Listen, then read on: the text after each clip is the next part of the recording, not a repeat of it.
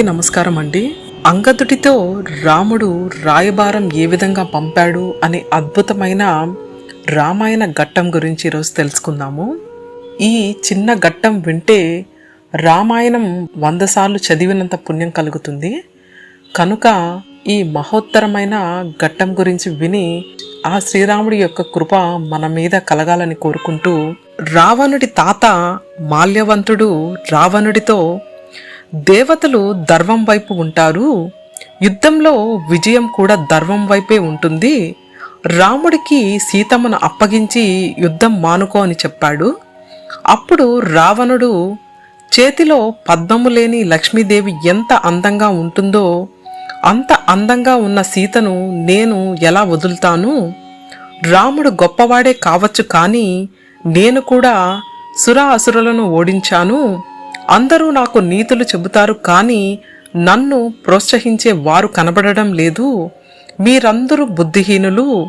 తాత, నువ్వే కాదు, ఒకవేళ బాణం పెట్టి నా శరీరాన్ని రెండుగా చీల్చినా, కత్తి పెట్టి నా శరీరాన్ని రెండుగా నరికేసినా, ఆ 2 ముక్కలు మాత్రం ముందుకు వంగవు, వెనక్కే పడిపోతాయి.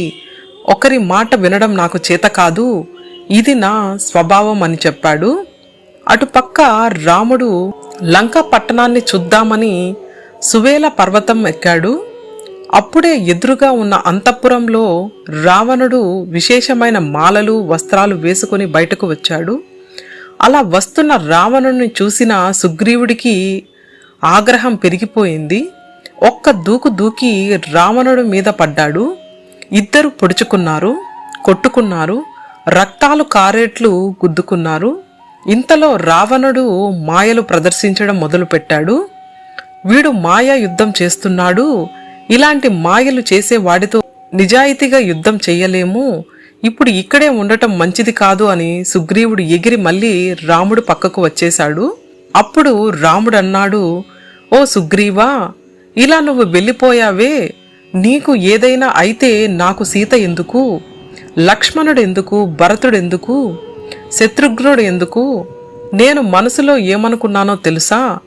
ఒకవేళ రావణుడి చేతిలో నీకు జరగరానిది జరిగితే ఆ రావణుణ్ణి ఇక్కడే చంపేసి భీష్ముడికి పట్టాభిషేకం చేసేసి లక్ష్మణుని వెనక్కి పంపి భరతుణ్ణి రాజ్యం ఏలుకోమని చెప్పి నేను కూడా శరీరాన్ని ఇక్కడే విడిచిపెట్టి వెళ్ళిపోదామనుకున్నాను.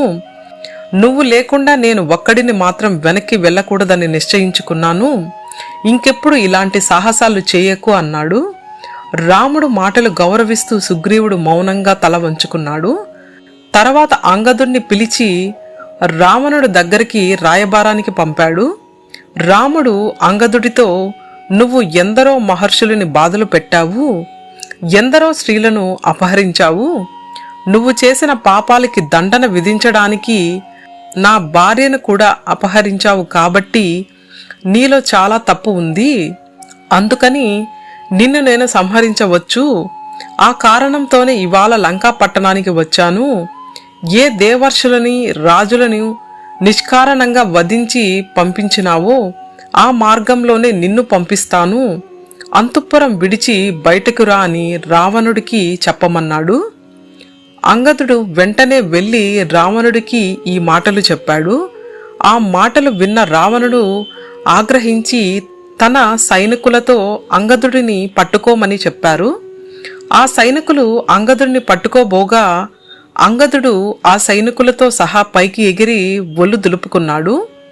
అప్పుడు ఆ సైనికులందరూ కింద పడిపోయారు.